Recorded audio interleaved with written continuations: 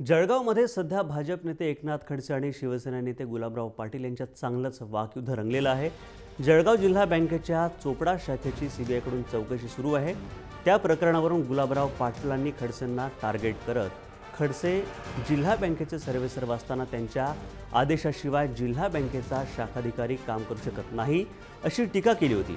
त्यालाच प्रत्युत्तर म्हणून गुलाबराव पाटील हे स्वतः गुन्हेगार प्रवृत्तीचे आहेत, आपली बदनामी करणं हेच त्यांचं काम असून त्यांच्यावर अब्रू नुकसानीचा दावा दाखल करणार असल्याचं खडसे यांनी म्हटलेलं आहे।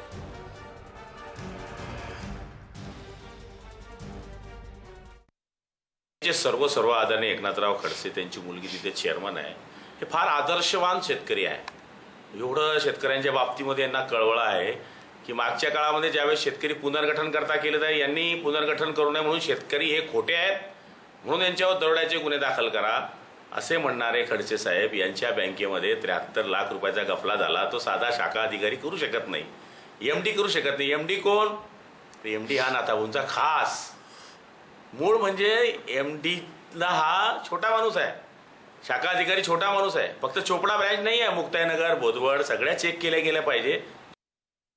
जे अनुदान लाटलं त्या संदर्भामधला जो गुन्हा आहे तो गुन्हा तर कायद्यानंच नियमानंच दाखल होईल की त्याने बनावट कागदपत्र तयार केलेले आहे, लूट केलेले आहे, पैसा तर घेतलेला आहे, ते सिद्धच झालेलं आहे, त्यामुळे तो दाखल होईल। पण माझ्या तर्फे मी त्यांच्यावर क्रिमिनल डिफॉर्मेशनचा दावा दाखल करणार आहे।